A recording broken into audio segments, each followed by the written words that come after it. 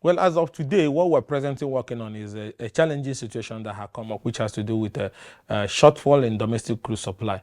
We're dealing with complaints from modular refinery owners and big refinery owners that they don't have the feedstock to run their refinery. And that is so challenging because we have the natural resources here in Nigeria. So it's something that would be so embarrassing to not say that we have refineries, but we don't have the raw material.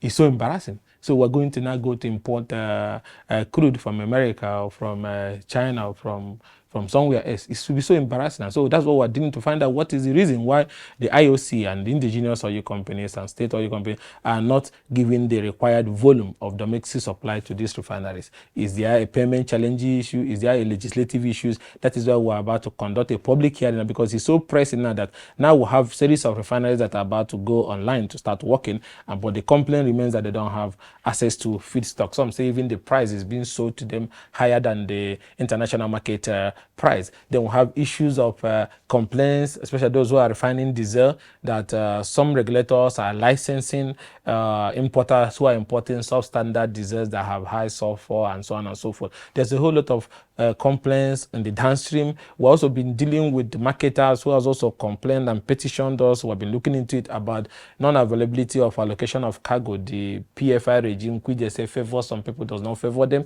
So we want to find out how these products are being distributed, who are getting it, and why at the same time is the prices high also at the pump stations. These are challenges that we're dealing with. And you might remember our committee is still looking into the accusation of OVH that the House of Representatives referred to our committee to look into, investigate the circumstances surrounding that accusation, which has turned controversial. So in the coming weeks, you will see final actions on some of these decisions. But one thing I can assure you that my committee is working to ensure that there's energy stability in the downstream sector, while at the same time ensuring price stability and competition. One of the big challenges is that if the sector have been deregulated, people at times use they think that it's regulated. It has been deregulated. So that means that market forces are supposed to be allowed to play. But there is an aspect that we also have to look at. If you allow market forces to fully play in downstream today, in that case, sell as you import, you may find out that PMS may sell at 1,200. And that is why we're being careful about trying to do this vis-a-vis the fact that the way the economy is today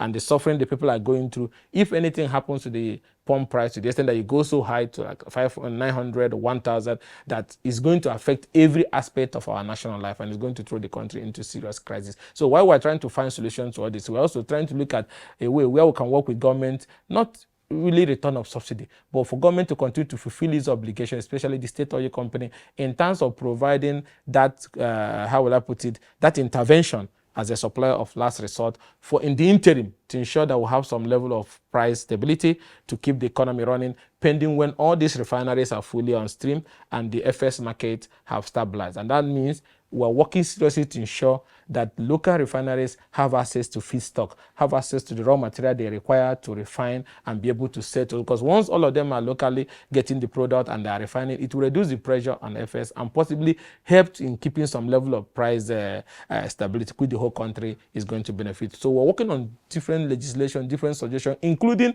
looking at the option of, okay, let's find clusters, modern refinery owners, who put them together into an SPV, give them an oil asset, give them an oil block, let them use their own hand to produce, explore and produce so that they can feed their refinery, instead of this endless back and forth with IOCs and indigenous companies on either the price is a little bit high from the international price or they say they don't have the product. If you continue, the refinery is not like a car you can start and off. If the machine starts working every day, you're offering it because you don't have stock, the machine is going to spoil. So let's find a way to make it sustainable. So in the coming days, providing that energy sustainability in the downstream is at the heartbeat of what we do in downstream, and the country will start seeing those engagements in the coming days. There's a lot of behind the back discussions and conversations that have been going on to ensure that once we come out, these issues will be sorted out and we'll have a way out of it.